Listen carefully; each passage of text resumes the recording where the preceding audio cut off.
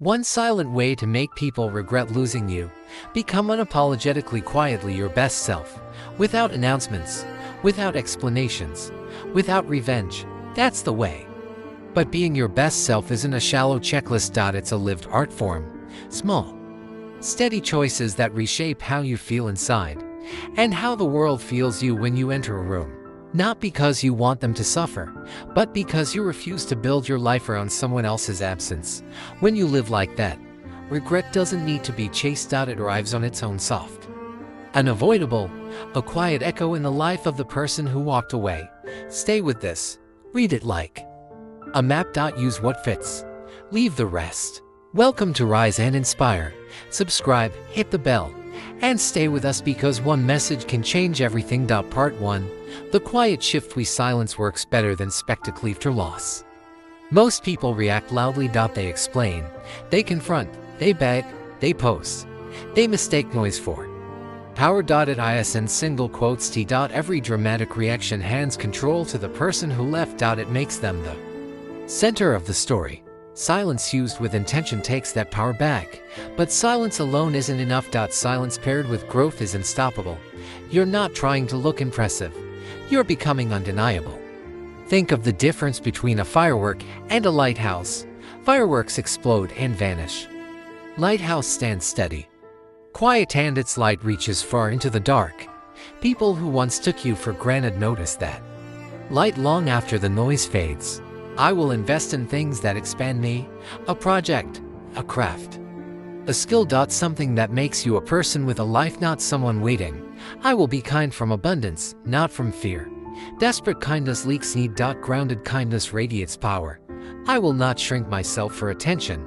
Regret isn't born from scarcity. It's born from watching someone step fully into themselves. Live by these rules long enough, and everything shifts.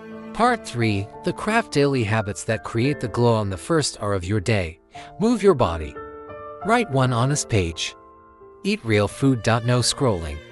No chasing. Move daily, not to impress but to change your posture, your chemistry, your presence. Stack small wins. One email, one page, one step forward. Momentum is quiet but irresistible. Let your life be visible without screaming.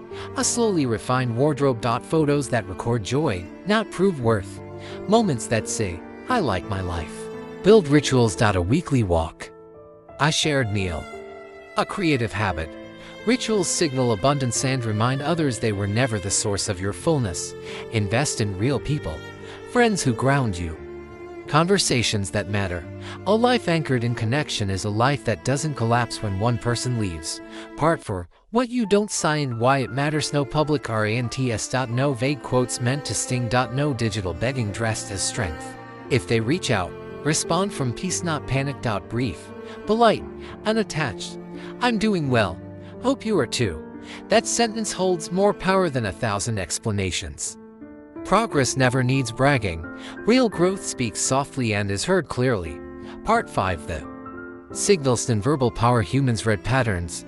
They notice when you're busy, relaxed, glowing, booked, alive. Post presence, not performance. Messy hair, open books, genuine laughter. Consistency matters more than milestones.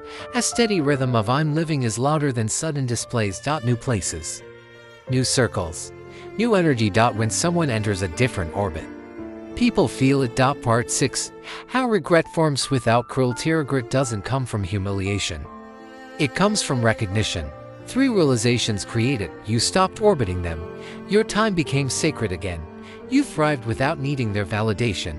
They compare who you were, always available, always accommodating, to who you became, grounded, self-directed, at peace. That contrast hurts more than any confrontation ever could. Part 7. What to avoid. The dignity killers. Public pleading, obsessive monitoring, revenge behavior, using others to trigger jealousy. All of it weakens the very thing that creates regret, your self-respect. Dignity is the engine. Protect it. Part 8. Rituals of release so you can actually move on. Write the letter you never send. Burn it. Shred it. Lock it away. Create a goodbye checklist. Return items. Remove access. And follow for now. Plant something. Watch it grow. Let it remind you that choosing life was your decision. Anchor gratitude, not bitterness. Growth begins where resentment ends. Part 9. If they return, regret is not the same as change. Words are not currency. Listen but decide from your new self. Not your old fear. Strength doesn't rush.